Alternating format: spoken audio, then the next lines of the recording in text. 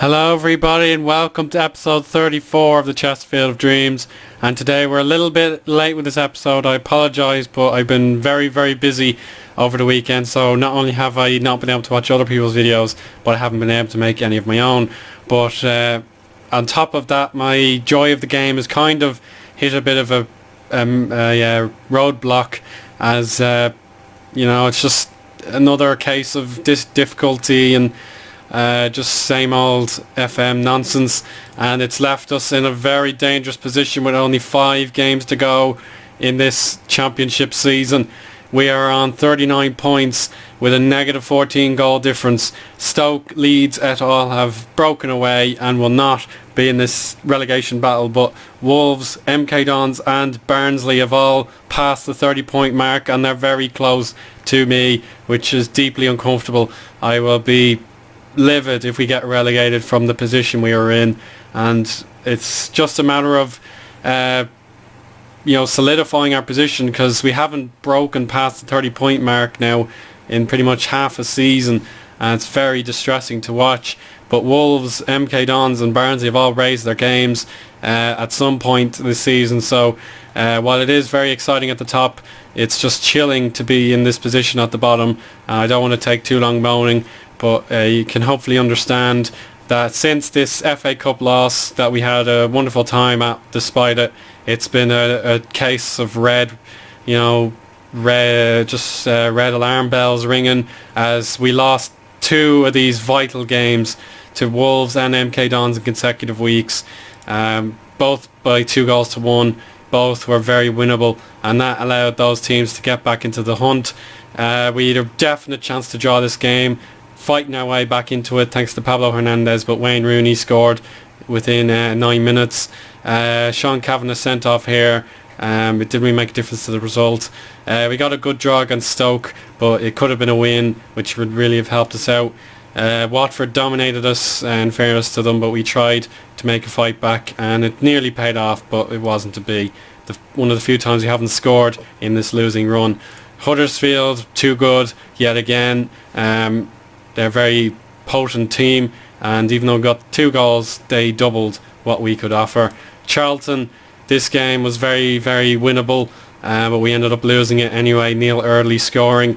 Blackburn, this was a deserved draw. We weren't going to win it, I don't think, but we got what we wanted despite those injuries to those players. But this is where I crossed the line, really. I draw. I'm really upset by this. We had a 2-goal lead against Barnsley, who we would have pretty much sent down with a win here, and then in typical fashion I gave the "oh, you're doing brilliantly" in an assertive tone, and look what happened. They had a man injured, and yet they still scored in the 90th minute. It was a great goal. Like I would show it to you if I was in the mood, but it was a 30-yard strike by Chris Twardek, and despite being down to 10 men for an injury, they still scored, and I was very upset. I would have live commed this game, but it was too late. I was very exhausted after a long day, so I didn't live comment, and that was the penalty. So now we've got a really challenging run in Crystal Palace, Wigan, Nottingham Forest, Rotherham and Bournemouth, all in the top half of the table. Palace in particular are one of the informed teams, and we have to go to Selhurst Park and get a result. We like playing Wigan, but I don't fancy it. I don't fancy Nottingham Forest either, and I definitely don't fancy Rotherham given how poor we are. So I think we need to get a win out of one of these games, maybe even 2, but it's going to be so tricky.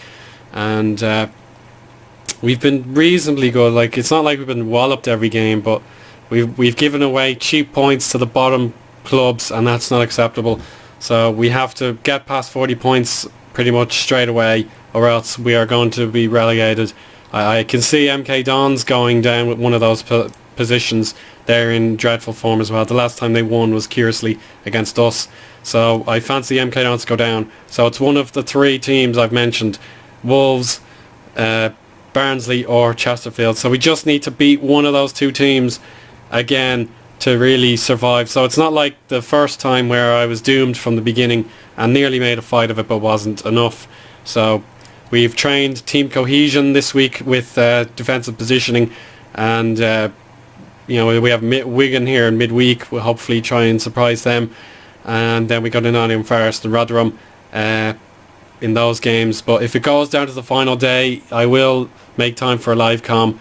But I want to talk about my tactics, because I've been switching around between the 4-2-3-1, the 4-4-2 and the 4-3-3. So I haven't settled on one, but I prefer having the two up top to give us a bit more options.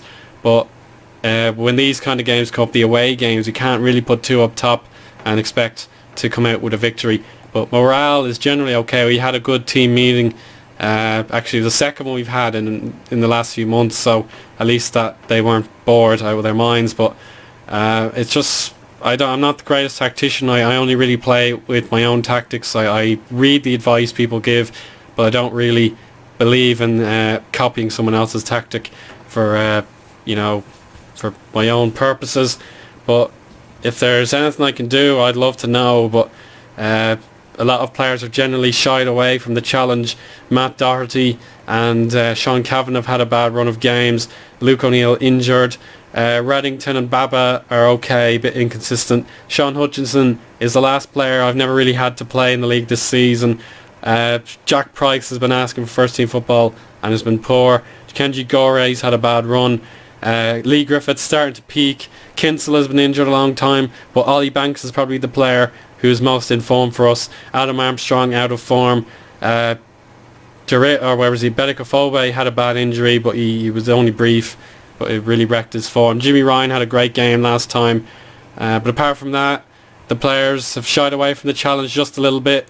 The fans have kind of been disillusioned, and we're losing money, so it's just not a good time to be a fan of Chesterfield in this series at the moment. But I really do believe relegation is not in our destiny. I know we can survive, but I'll be absolutely gutted and furious if we do not survive. We've been more than good enough compared to the other three bottom dwellers this season, and the fact that the cup run actually wrecked it in the end. Like Chelsea, fair play to them, they did everything right, but that game really should have been a lift rather than a deterrent. And Chelsea are actually in the Champions League semi-final, the FA Cup semi-final, and fourth in the league. So Genoa have really done well, but I'm just bitterly disappointed. Like, we've had our youth intake, it was very, very underwhelming. Players obviously demanding first team football and wanting to leave and things like that. But it's just, this is kind of why I just haven't really talked too much about the series. I don't want to moan more about losing streaks and all that sort of thing. It's the second we've suffered after promising runs in the early months and the mid months. So the sooner we get a green dot, the better. And I think any green dot without reply should be enough to keep us safe. But I hope you enjoyed the episode, guys. And if you haven't been watching but you've turned in for this episode, I really appreciate it. And just let me know if you want to keep watching or if you want to take a break. It's entirely up to you guys. I haven't watched many of videos myself, so I can only apologise. You've been waiting for me, but we'll try and figure something out to benefit everybody. But until then, we'll see you, hopefully without the need to live com this Bournemouth game. We will survive if we do things right. But for now, thank you and goodbye.